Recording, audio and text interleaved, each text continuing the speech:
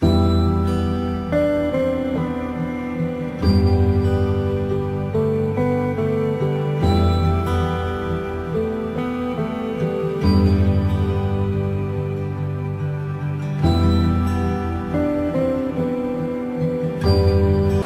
bien, vamos a ir al libro de Apocalipsis, en el capítulo 1, versículo 1, dice: la revelación de Jesucristo que Dios le dio para manifestar a sus siervos las cosas que deben suceder pronto. ¿Qué les viene a la cabeza cuando dice las cosas que deben suceder pronto? Este es un libro tremendamente importante para el cristiano. No suelo usar muy a menudo, siento decirlo, pero dije, voy a empezar a preparar una serie de estudios sobre Apocalipsis, y comencé con el capítulo 2, que es lo que hoy vamos a ver. Y comencé hablando en los primeros 5 versículos bíblicos, y ya tremendas bendiciones. Tanto es así que la primera parte, esta mañana que vamos a tener 2 estudios bíblicos, vamos a hablar solamente de esa parte. Solamente esa parte. Porque esto es lo que va a suceder pronto. Y la declaró enviándola por medio de su ángel a su siervo Juan. Esto es lo que vino del apóstol Juan. Del apóstol Juan. Juan fue el apóstol que más vivió. Juan fue el único apóstol que no murió, digamos, inmolado como mártir. Si bien fue un mártir, algunas de las historias, primero que fue enviado desde donde escribe el libro de Juan, es desde la isla de Patmos. Fue enviado a la isla de Patmos, en un lugar tipo Alcatraz. Si ustedes saben, en los Estados Unidos, ahora está cerrada esa cárcel, la famosa cárcel de Alcatraz. Era en medio de una isla y no podés escapar de ahí, porque corre, te vas a encontrar con el mar, ¿verdad? Así que no hay forma. Y en algún momento te van a encontrar, porque así nomás, la isla ya está, ¿verdad? Y Patmos era una isla así también, era una isla donde eran prisioneros y ya no podían salir, pero Juan, algunas de las historias que se cuentan sobre Juan, entre paréntesis, estas son tradiciones que van de boca a boca, ¿verdad? Y algunos libros que se escribieron al respecto, pero no es bíblico, porque no está en la Biblia eso. Les cuento nada más lo que es la tradición, y algunos historiadores dicen acerca de esto, ¿verdad? El apóstol Juan, una de las cosas que fue tirado en una olla de aceite, así como para fritarlo, y igual salió vivo ahí. Realmente era un hombre que muchísimo pasó mal, y se cree que vivió hasta los años 90 aproximadamente, 90 años de vida. Entre paréntesis, también cuando el apóstol Pedro, en la última parte del Evangelio, le pregunta, ya que el Señor Jesucristo le había dicho al apóstol Pedro que él iba a morir en una muerte muy parecida a la de él. Ustedes saben que el apóstol Pedro muere crucificado, pero boca para abajo, porque él pidió que sea boca para abajo. Entonces le dice el apóstol Pedro, y bueno, está bien, voy a morir así, no hay nada. Pero ¿y qué de por Juan, verdad? Porque era como muy celoso del apóstol Juan, el apóstol Pedro. Entonces le dice el Señor Jesús, ¿qué te importa? Le dice. Bueno, finalmente ya les conté lo que pasa con Juan, pero el Señor Jesucristo le dijo, ¿qué a ti? Le dijo, no le dijo así, a vos qué te importa, pero bueno, ya saben que yo le pongo la versión paraguaya, la versión popular. Le dijo, ¿qué a ti? Le dijo el Señor Jesucristo. Si a mí me parece, entonces él va a morir, y si no, ese es mi problema, le dice al apóstol. No te preocupes por el resto de las cosas. En el capítulo 2 y el capítulo 3 de la Biblia, del Apocalipsis, Dios nos habla a las iglesias. Entonces vamos a hablar a las iglesias. Vamos a hablar acerca de la primera iglesia, que es la iglesia de Éfeso. Y cuando hablamos a la iglesia, hablamos a tu vida, porque vos que estás sentada y sentado aquí, vos sos la iglesia. No es el templo, no son las piedras, Cuando algunos dicen me voy a la iglesia, en realidad me voy a un lugar, ¿verdad? Que se llama templo, en todo caso, ¿verdad? En el fondo tampoco es un templo, porque nosotros somos templo del Espíritu Santo, así que tampoco en el fondo no es un templo. ¿Y qué es eso? Y es una construcción para poder reunirnos en ese lugar, un local de reunión. Acostumbran a alguna iglesia a poner casa de oración, ese tipo de cosas puede estar bien, está bastante bien, además es bíblica. La Biblia del Señor Jesucristo dijo que la iglesia va a ser conocida como casa de oración por las naciones. En realidad el corazón del Señor Jesús siempre fueron las naciones.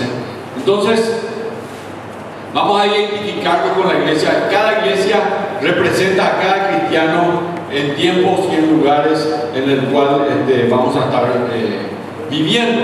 Vamos a ver en este estudio que Jesús no se deja impresionar por las iglesias que tienen una fachada maravillosa o por los arreglos que tiene la iglesia, los arreglos físicos. El Señor Jesucristo mira, escuchen lo que le voy a decir, el Señor Jesucristo, aunque vos no lo creas, el Señor Jesucristo mira el interior de tu vida y mira el interior de vos más que lo exterior, más que lo exterior. Así que vos te puedes haber bañado, puedes haber venido bien aquí, pero no. Y el capítulo 2 de Apocalipsis, versículo 1, dice así: escribe al ángel de la iglesia en Éfeso. ¿Quién es el ángel de la iglesia? Al ángel. ¿Quién escribe? Escribe el Señor Jesucristo. Después van a ver después. Miren lo que dice. Vamos a leer todo el versículo 1. El que tiene las 7 estrellas en su diestra, el que anda en medio de los 7 candeleros de oro, dice esto. Este es el que escribe. ¿Quién es el que escribe? El que tiene las 7 estrellas en su diestra. El que anda en medio de los 7 candeleros de oro, dice. Entonces, el que escribe, ¿quién es? ¿Quién escribe? ¿Quién le parece a usted que puede ser que tenga las 7 estrellas en su diestra y anda en medio de los 7 candeleros de oro? El Señor Jesucristo. Él es el que escribe. Si ustedes ven el capítulo 1, todo el capítulo 1, todo ese capítulo va a hablar acerca del Señor Jesucristo. Miren lo que dice. Por ejemplo, versículo 8, capítulo 1. Yo soy el alfa y el omega, el principio y el fin, dice el Señor. ¿Quién es este? El Señor Jesucristo. El que es, que era y que ha de venir, el Todopoderoso. ¿Quién es él? El Señor Jesucristo. ¿Entienden? Miren el versículo 11, nuevamente: yo soy el alfa y el omega, el primero y el último. Escribe en un libro lo que ves y envíalo a las 7 iglesias. Aquí está, 7 estrellas: Éfeso, Esmirna, Pérgamo, Tiatira, Sardis, Filadelfia y Laodicea. Este es el Señor Jesucristo. Dice el versículo 16: tenía en su diestra 7 estrellas. ¿Quién tenía en su diestra 7 estrellas? El Señor Jesucristo. De su boca salía una espada aguda de 2 filos. ¿Qué ustedes creen que es la espada de 2 filos? Porque la palabra de Dios es viva y eficaz y más cortante que espada. Exactamente, es la palabra de Dios. Y su rostro era como el soldado cuando resplandece su fuerza. Así que bueno, aquí estamos presentando a quien escribe realmente. Voy a leer un poquito más. Yo conozco tus obras, versículo 2. ¿A quién le escribe? A la iglesia de Éfeso. A la iglesia de Efesios. ¿Cuántos de ustedes alguna vez leyó el libro de Efesios? A ver. ¿Alguna vez? Yo me tuve que haber hablado más de una vez del libro. Este libro es un libro muy importante en la Biblia. Esta iglesia es una iglesia muy importante en la Biblia. Muy, muy importante. La iglesia de Efesios es una iglesia muy querida. Imagínense quién está escribiendo, el Señor Jesucristo. Imagínense que el Señor Jesucristo tenía sus ojos sobre esa iglesia. En realidad el Señor Jesucristo tiene los ojos sobre nuestra iglesia y sobre cada iglesia del mundo. El Señor Jesucristo tiene sus ojos. Y quiero decirles que esta iglesia fue fundada por ¿quién? Efesios. Hechos, capítulo 20. ¿Quién fundó la iglesia? El apóstol Pablo. ¿Qué se acuerdan de la iglesia de Éfeso? A ver, ¿qué sucedía allí? Había un templo muy grande de la diosa Diana. Ellos eran muy idólatras. Había muchos hechiceros, había muchos magos. ¿Y qué pasó con esa iglesia? Agarraron, quemaron libros por millones de libros que eran todo de hechicería. De hecho, se vendía ahí libros de hechicería en ese lugar. Pero bueno, no voy a entrar en esos detalles, pero voy a ir diciéndole a la medida que vamos avanzando. En los días del apóstol Pablo, en los días del Señor Jesucristo, ya el emperador, el rey, el emperador Darío, que era medo-persa. La historia medo-persa, bueno, después lo van a ver, ¿verdad? Algunos vieron la película 300, ¿sí? ¿Se acuerdan? Donde los griegos le hicieron frente a los medo-persas. 300 hombres se pusieron en un lugar y no dejaron, hicieron un gran esfuerzo, al final murieron, ¿verdad? Pero la historia cuenta todas esas historias, muy linda película 300, solamente que no vaya a comer con una salsa de ketchup, por ejemplo, porque va a creer que en la pantalla sale sangre, ¿verdad? La sangre que sale en esa película es impresionante. Pero en realidad habrá sido algo parecido a eso. Estos 300 gladiadores eran tremendos y le hicieron frente a un ejército de millones. Y ellos ya fueron para morir, pero antes de que eso suceda van a pasar. Bueno, ese era Medo-Persa, ese era, no era el emperador Darío, pero digamos que era de su zona. Los reyes como Darío y Artajerjes crearon una cierta cantidad de caminos. Había caminos que iban hasta estos imperios. Esta iglesia de Éfeso está en la zona de Turquía, y todas las iglesias que leemos ahí, que son Sardis, Filadelfia, Éfeso, son todas iglesias que están muy cercanas, y todos figuran en la zona de Turquía, todos están en esa zona. Estas iglesias la primera iglesia fue Éfeso, y de Éfeso salieron para irse a Esmirna, que queda 30 kilómetros. Y la ruta, si ustedes ven la historia de estas iglesias, son 7 iglesias, el ángel escribe a las 7 iglesias, y estas 7 iglesias lo que hacen es que están en un camino, y van a darse cuenta enseguida por qué. Resulta ser que cuando los medo-persas caen, sube el imperio romano, les saben muy bien, el imperio romano poderoso, y ellos que crean, agarran los caminos y los perfeccionan, y comienzan a cobrar peaje. ¿Vos querés caminar por este camino? Sí, es mucho más rápido, mucho mejor, pero te va a cobrar peaje. Entonces había gente que tenía un ingreso porque vos usabas los caminos de Roma.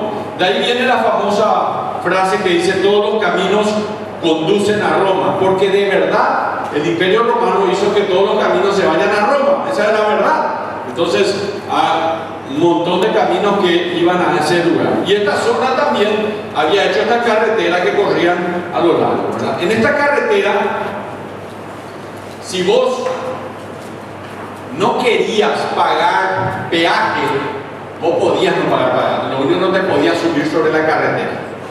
Entonces tenías que irte en medio de rocas, en medio de los árboles, en medio de la maleza, ¿verdad? Y un trayecto que te podía llevar 24 horas a vos llegar de un lugar a otro, a otro que no pague el peaje le podía llevar 1 o 2 o 3 semanas. Imagínense.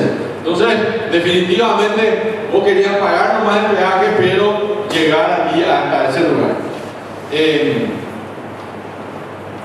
Yo leí que podría tomarle a alguien que conduce un auto en el camino por abajo hasta 3 meses para cubrir. Y sin embargo, en la época del Señor Jesús, un jinete con un caballo podría hacer este recorrido en esta zona de Turquía en un solo día. Entonces, si ustedes se acuerdan de un pasaje en Marcos capítulo 14, versículo 23, en donde el Señor Jesucristo le habla acerca de una boda. Voy a hacer un desvío pequeño a este pasaje porque es muy interesante para entender de lo que le estoy hablando. Marcos capítulo 14, versículo 23, dice la palabra de Dios: y dijo el Señor al siervo. Esta es la parábola de las personas indiferentes. Versículo 16 dice: entonces Jesús le dijo, un hombre hizo una gran cena y convidó a muchos. La parábola de las excusas, de la gente indiferente. A la hora de la cena envió a su siervo a decir a los convidados: venid, ya todo está preparado. Y todos ahora comenzaron a excusarse. El primero dijo: he comprado una hacienda y necesito ir a verla, te ruego que me excuses. ¿Saben por qué la gente no entra al reino de Dios? Porque la gente tiene una excusa para no seguir a Cristo.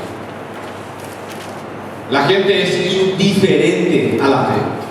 La gente no tiene problema de venir, saludar, de parecer buena gente y todo. Pero seguir a Cristo, eso no. Y no te lo dicen, siempre tienen una excusa nada más. Otro dijo: he comprado 5 yuntas de bueyes y voy a probarlos, te ruego que me excuses. Quiero nomás que sepas que también hay creyentes que están llenos de excusas. Algunos de ellos hoy tenían que venir al campamento, ayer tenían que venir, y me enviaron un WhatsApp con excusas. En realidad yo a veces quiero contestar así: escribirle el WhatsApp a Cristo. Tu excusa Él quiere escuchar. Y otro digo, porque la gente dice: pastor, usted no sabe cuánto trabajo tengo yo. Y yo siempre le quiero contestar así, solamente que no soy mal educado, ¿verdad? Yo estoy tecoreí todo el día, no te preocupes. Solo los que van a ir al campamento son todos los tecoreí de la iglesia, los que no trabajan y los que no tienen nada que hacer. Le quiero contestar así, pero después digo, no, eso el Señor no haría, entonces no lo voy a hacer. La gente tiene excusas, la verdad en el fondo no quieren hacer lo que Dios quiere. Y otro dijo: acabo de casarme y por tanto no puedo ir. Esta es la mejor excusa, esa no. Bueno, espero que alguna vez se acerque y me diga: quiero casarme, pastor. Versículo 21. Vuelto el siervo hizo saber estas cosas a su señor. Entonces, enojado, el padre de familia dijo a su siervo: ve pronto por las plazas y las calles de la ciudad y trae acá a los pobres, los mancos, los cojos y los ciegos. Primero le mandó ¿a dónde? A las plazas, a las calles de la ciudad. Y dijo el siervo: Señor, se ha hecho como mandaste y aún hay lugar. Voy a volver a decir una cosita que quiero que escuchen, sobre todo las personas que hoy capaz por primera vez vienen a una reunión como esta. Me alienta mucho esto que dice la Biblia: aún hay lugar. En el cielo aún hay lugar. Lo que pasa es que vos tenés que tomar una decisión de decirle sí a Cristo. Versículo 23. Entonces dijo el Señor al siervo: ve por los caminos y por los vallados. Acá hay dos cosas: hay un camino y el vallado. Esto es justamente lo que yo le estaba contando hace un minuto. Hay un camino que era el camino de Roma, el que había empezado el rey Darío, ¿verdad? Y los vallados Son los lugares que eran los lugares que podían llevarte 3 meses llevar hasta este lugar. Y fuérzalos a entrar para que se llene mi casa. ¿Cuál es el deseo del corazón de Dios? El deseo del corazón de Dios es que vos vayas al cielo. El deseo del corazón de Dios es que vos le digas sí a Cristo. Porque Él no va a forzarte. Aunque dice acá, fuérzalos a entrar, igual vos podés rechazar. Él tiene ese deseo. Y yo quiero invitarte hoy a que le digas a Cristo: ¿cómo voy a rechazarte, Señor? ¿Cómo lo voy a hacer? Si vos moriste por mí en la cruz del Calvario y resucitaste, si hay alguien en el mundo que de verdad me ama, eres tú. ¿Quién más me va a amar más que Él? ¿Quién me puede amar más que Cristo? Nadie. Pero deja de rechazarlo y decirle hoy a Cristo: Señor, ven a mi vida, ven a mi corazón. Fuérzalos a entrar. Bueno, acá está justamente de lo que estamos hablando. Vamos a Apocalipsis en el capítulo 2 nuevamente, por favor. Apocalipsis capítulo 2, versículo 1. Los turcos, los persas, los descendientes son turcos, Turquía, donde estaban estas iglesias, diseñaron un sistema postal para llevar cartas, que era complejo pero era efectivo. El servicio de mensajería que hacían los turcos, los persas, podía cubrir 250 millas por día, con estaciones postales cada 15 millas. ¿Dónde podrían obtener un caballo? Cada 15 millas había un caballo que estaba descansado y se subían de vuelta ahí y comenzaban a correr de vuelta hacia allá y continuaban galopando en la dirección final. Así que ellos podían cubrir el 100% de los recorridos justamente en una hora. Miren, en los Estados Unidos todavía las oficinas postales, y acá en Paraguay también andan todavía, ¿verdad? Y en la ciudad de Nueva York hay grabada en una de las paredes muy grandes un dicho que dice así: ni la nieve, ni la lluvia, ni el calor, ni la penumbra de la noche, en tiempos de guerra y en tiempo de paz, impiden que estos mensajeros completen sus rondas elegidas. Esto fue escrito por Heródoto, un historiador griego. Él escribía la historia de esta gente que hacía eso, griego, y él dijo estas palabras. Y esto está escrito en la pared. Así que ellos podían llegar a hacer hasta 500 millas en 24 horas. En los días del apóstol Juan, el imperio romano ya estaba ahí. Había 7 distritos postales en estos lugares, la provincia de Asia. ¿Entienden por qué les cuento esto? Escribe el ángel de la iglesia en Éfeso, dice el versículo 1. Ustedes se dan cuenta que es una carta, ¿no? Lo que el Señor Jesucristo va a hacer es va a enviar una carta a cada iglesia y va a haber un hombre a caballo que va a ir, y en el día las 7 iglesias van a tener la carta en su poder. Y además estas iglesias van a pasar de uno a otro la carta.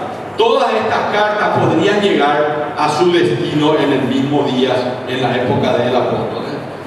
Algunas observaciones sobre estas 7 cartas. Primero, que son cartas abiertas. Estas no son cartas particulares, no es una carta que se hace a Juan, por ejemplo, acá, sino que es abierta a toda la iglesia. Cada iglesia va a estudiar esta carta y cada iglesia va a encontrar algo ahí. Nosotros como iglesia no podríamos descubrir que la carta a la primera iglesia, que es Éfeso, es para nosotros, pero también podemos descubrir que es Pérgamo o Esmirna o la carta de la Odisea, dependiendo de todo lo que dice en cada carta. En segundo lugar, estas son cartas anónimas. Dice, cada carta comienza con la firma de Cristo. Él dice: el que tiene las 7 estrellas, dice en la carta número 1, en la carta de Esmirna, capítulo 8, versículo 1, dice: escribe al ángel de la iglesia en Esmirna, el primero y el postrero. ¿Quién es el primero y el postrero? El Señor Jesucristo. Siempre está la firma de Él en cada carta, ¿eh? Van a darse cuenta que siempre Él firma, ¿eh? ¿Alguna vez recibieron una carta anónima? Generalmente es porque te van a decir algo malo.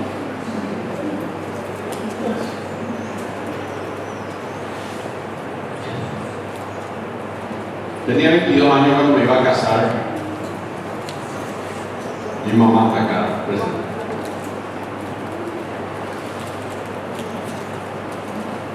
Y me escribieron cartas diciéndome que no me case.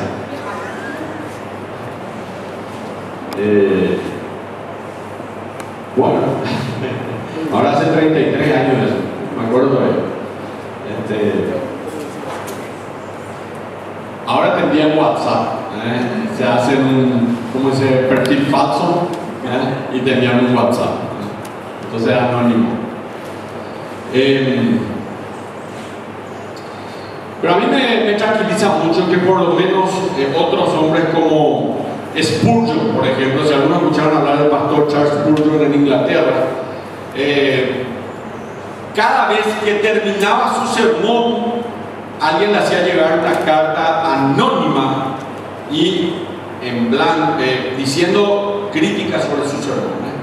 Así que en vez de alentarlo, lo desanimaban, ¿verdad? Pero él usaba esta crítica para decir al día siguiente: voy a mejorar en esto o en aquello. También leí acerca de otro gran predicador en Chicago, en los Estados Unidos, que se llamaba Moody. Moody, otro gran pastor de Dios. Una vez recibió una carta. Él estaba sentado, supongan ahí en un costado. Los pastores a veces estamos hacia adelante y hacia el costado, estaban en medio de la alabanza, de la oración, ¿verdad? Y uno de los ujieres, uno de los diáconos, agarra la carta que alguien le da, todo dobladita, y le trae, y la abrió, y al abrir la carta, enorme tenía escrito una palabra: tonto. Estaba por entrar a predicar, ¿verdad? Y ahora sí dice tonto. Y después el que estaba dirigiendo la alabanza, ahora el pastor Moody se sube al púlpito. Bueno, no te habrá animado mucho, ¿verdad? Que tenía un tonto antes de subir al púlpito, ¿verdad? No era como para animarse mucho, Así que se levantó y abrió la nota y dijo: mira lo que dijo. Acabo de recibir una nota de alguien que hoy simplemente me dice la nota tonto. Bueno, toda la audiencia, tal como ustedes, se rieron, ¿verdad? Todos se rieron. Luego Moody dijo esto: a menudo he recibido correos, cartas de personas que me han escrito un mensaje sin firmar. Sin embargo, esta vez han firmado su nombre sin escribir el mensaje. Entonces le mató al que le escribió tonto. Hay que tener cuidado los pastores. Así que bueno, si alguien me escribe una carta y me pone tonto, ya saben lo que voy a decir acá al frente. En tercer lugar, esta carta sigue en un mismo patrón. Primero, todas las cartas comienzan con una característica de Cristo. Segundo, hay un cumplido, algo bueno de parte de Cristo hacia eso, es una aprobación. Y tercero, hay críticas, siempre hay críticas de Cristo, es una acusación. Y finalmente hay una corrección, es un desafío. Así que podemos pensar que Cristo tenía su estilo de escribir cartas, tenía toda una forma de hacerla. Y entre paréntesis, escuchen lo que les voy a decir, es un gran patrón a seguir. Por ejemplo, si vos tenés hijos, hijas, o si vos sos líder de un grupo de jóvenes o de algo, esto es un gran patrón a seguir. Primero use los cumplidos antes que las críticas. Y no se olviden de poner algunas medidas correctivas claras para que se tomen eso. Pero también primero los cumplidos. Primero los cumplidos antes que las críticas. Otra cosa importante. Estas cartas están dirigidas a iglesias, pero en realidad son un autoexamen de cada cristiano. En realidad son un autoexamen de cada cristiano. Después de leer la carta de la iglesia de Éfeso, en lugar de decir, sí, esa iglesia, Éfeso, ellos perdieron su primer amor, yo me debería preguntar a mí mismo, ¿cómo están las brasas de mi corazón? Y si ese carbón que tenía que estar encendido en mi corazón está frío de amor hacia Dios. Si después de leer la carta a Sardis, yo te diría, ¿estás dispuesto realmente y estás alerta y despierto? Sardis era una ciudad fortificada, tenía una fortaleza muy fuerte alrededor y no podía uno llegar a esa ciudad, nunca, imposible. Pero fue 2 veces asaltada. Las 2 veces fueron asaltadas sin ninguna violencia. Alguna vez voy a hablar de la carta de Sardis, pero le voy a contar por lo menos porque ya le quité todo ¿qué será que? ¿Cómo fue? Si tenía una enorme muralla, cualquier ejército se enfrentaba y decía, no vamos a poder, estamos muertos. En la primera vez que sucedió, registro en la historia, no es que yo cuento nada más, uno de los soldados que estaba allá arriba, mirando al ejército contrario que estaba ahí, el general del ejército contrario hacía casi un mes que estaba enfrente viendo cómo vamos a entrar, tratando de ver, lo había, digamos, sitiado ya la ciudad de Sardis, y ellos decían, vengan a ver si es que se anima. No, nadie va a decir, aquí que estaba en la muralla estaba todo el ejército. En una de esas, uno de los soldados que estaba arriba,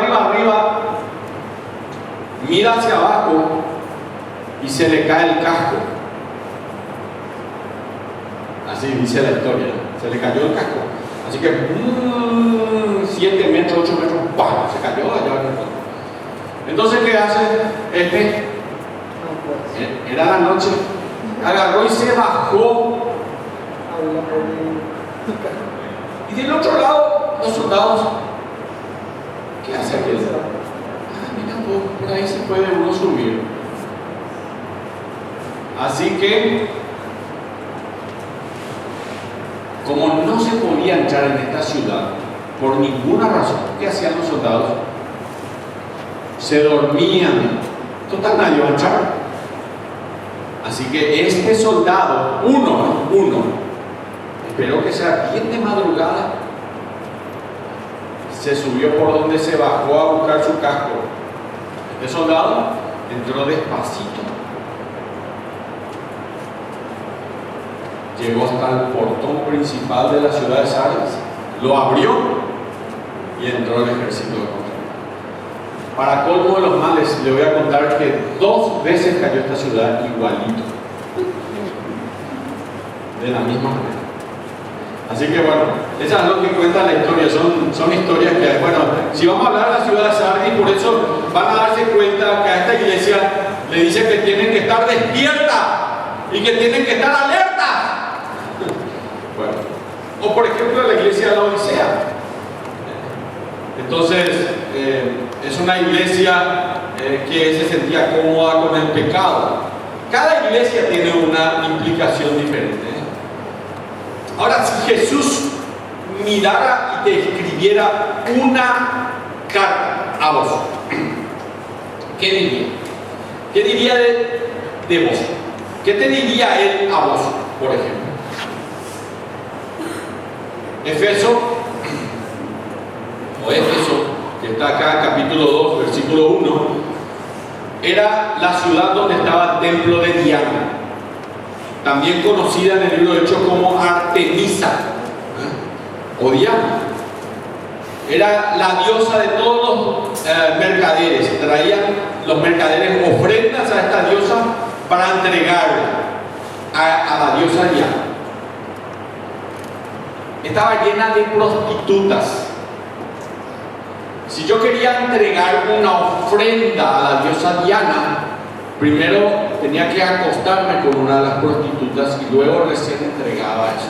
Era una ciudad extremadamente pecaminosa, pero extremadamente.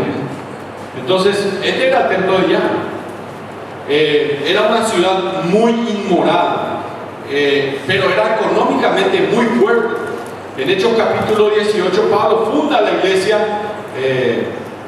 Era un lugar súper pagano y es el lugar donde también Dios funda iglesias. Entre paréntesis, hermanos, me pregunto nomás si allí en Capilla del Monte Limpio, en San Lorenzo, es un lugar pagano, no hay promiscuidad. O en Limpio, en Villa Madrid, no es un lugar donde tremenda la promiscuidad. Dígame si no es así. En Villa Lisa, donde estamos trabajando, hay un grupo de homosexuales muy fuertes ahí, muy ahí. La promiscuidad es tremenda. Entonces, ustedes dicen, ¿en esos lugares quieren hacer iglesia ustedes? Sí, ahí queremos hacer. Justamente en esos lugares vamos a hacer, porque ahí es donde más necesitan el mensaje del Evangelio. Así que bueno, así que Jesús anda en medio de ellos. Mira lo que dice acá, capítulo 2, versículo 1. Escribe el ángel de la iglesia en Éfeso, el que tiene las 7 estrellas en su diestra, el que anda en medio de los 7 candeleros de oro, dice esto: ¿quién anda en medio de las 7 iglesias? ¿Quién anda en medio de las iglesias? El Señor Jesucristo.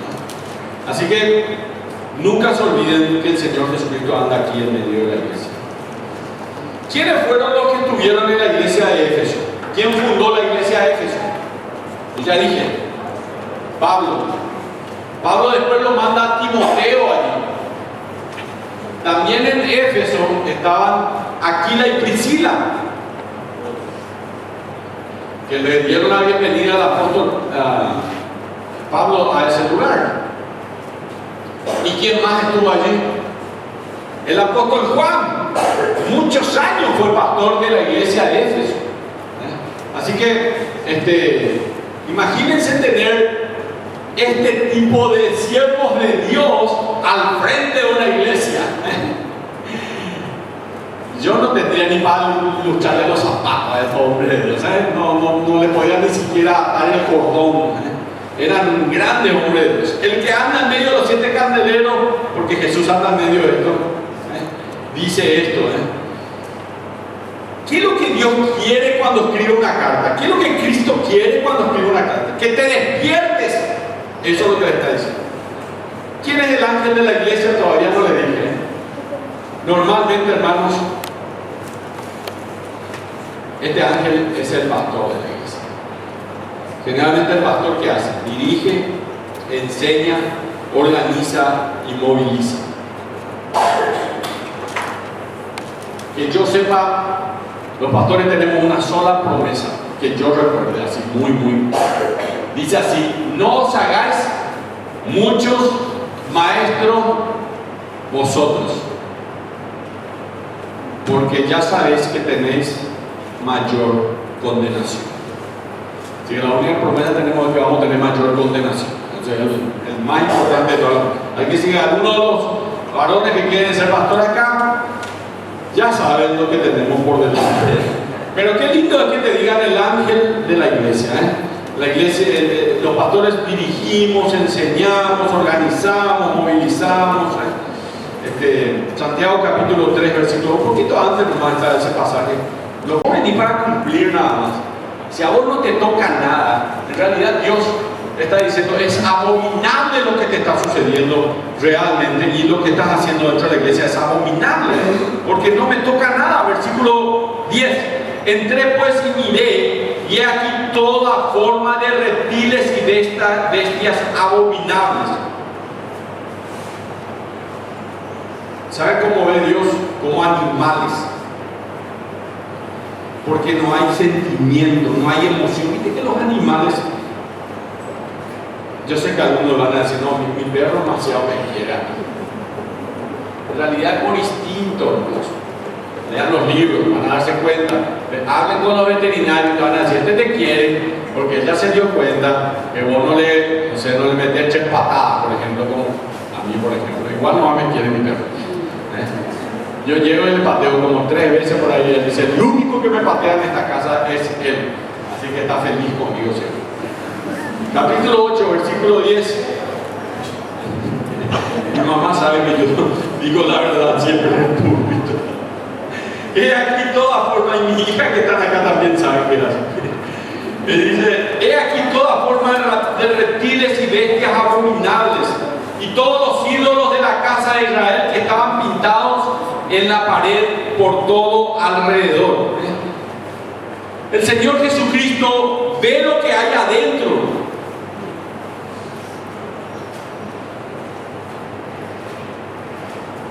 Y si vos mirás como Él, en realidad lo que hay adentro es muy diferente a lo que te pintan. Muy bien, acá todo, no, la iglesia es una maravilla, no, está bien, un monstruo. Pero no es tan así. El Señor Jesucristo lo ve. Dice un poco más adelante, y delante de ellos estaban 70 varones de los ancianos de la casa de Israel. ¿Quiénes eran? El Sanedrín, eran los líderes de la iglesia. Así que ahí están las bestias, los líderes de la iglesia. Y Jaazías, hijo de Safán, en medio de ellos, cada uno con su incenciario en su mano, y subía una nube espesa de incienso. Miren, ¿qué es lo que pasa, hermanos? Yo les voy a decir. Hay gente que va a venir acá por decirte y te va a hablar acerca de orar, pero no ora.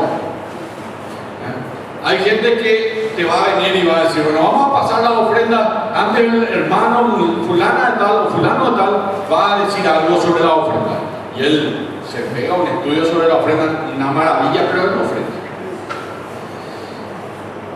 Es fácil preparar un sermón sobre la oración, pero no haber sido tocado por el Señor. Es fácil hablar de santidad, pero no vivir la santidad. Es fácil hablar de vamos a ser discípulos, pero nadie nos hace discípulos. Es una corrupción increíble donde debería haber adoración del Señor. Y eso es lo que dice el versículo 11 y el versículo 12. Los 70 varones del Sanedrín eran los que estaban pecando. Así que estos son los que exhortan a la santidad, pero ellos mismos lo hacen. Y es tonto pensar que Dios no se da cuenta o que Dios no ve. Versículo 16. Mira lo que dice. Hermanos, hay gente que no va a hacer ningún esfuerzo por ser mejor en su vida cristiana, pero quiere estar en el frente, quiere estar en algún lugar. Denme un espacio ahí. Yo quiero ser también parte de eso. Pero queremos tratar de cuidar siempre, hermanos, este lugar. Estamos trabajando con los músicos en su santidad, y estamos trabajando con aquellos que predican aquí, porque eso es lo que más queremos. Miren lo que dice el versículo 16. Y me llevó al atrio de adentro de la casa de Jehová, y he aquí junto a las estrellas del templo de Jehová, entre la entrada y el altar, como 25 varones, sus espaldas vueltas al templo de Jehová. Estaban de espalda a la iglesia, y sus rostros hacia el oriente, y adoraban al sol. Hermanos,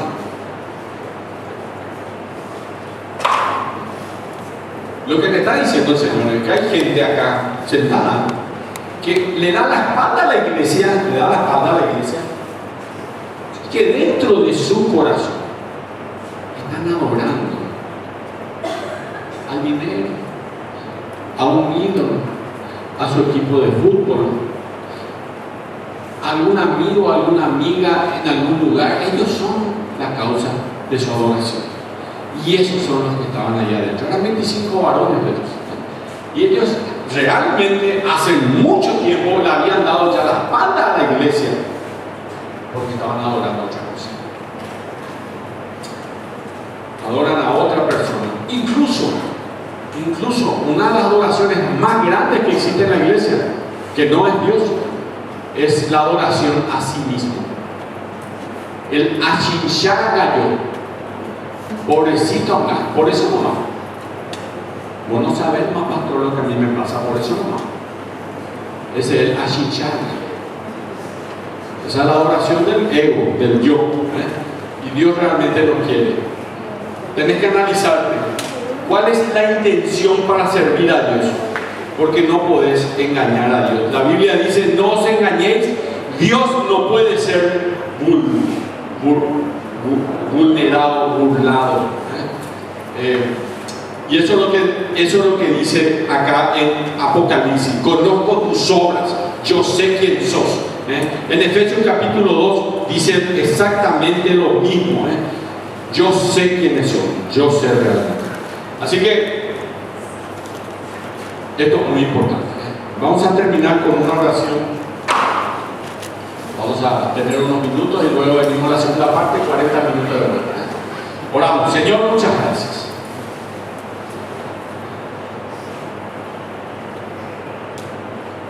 Tú conoces nuestras obras, Señor. Y al salir ahora a hacer este pequeño devocional, te doy a ti la gloria. Perdónanos por no tomarte en serio, por no tomar en serio mi vida cristiana, por no tomar en serio mi fe, por no tomar en serio tu llamamiento, por no tomar en serio mi santidad, por no tomar en serio la labor que tú me diste que yo haga. Perdóname por hacerlo, nada más por hacerlo, Señor. Hoy me doy cuenta que tú me miras y que tú me ves. Gracias por amarme tanto, Señor. En el nombre de Jesús. Amén.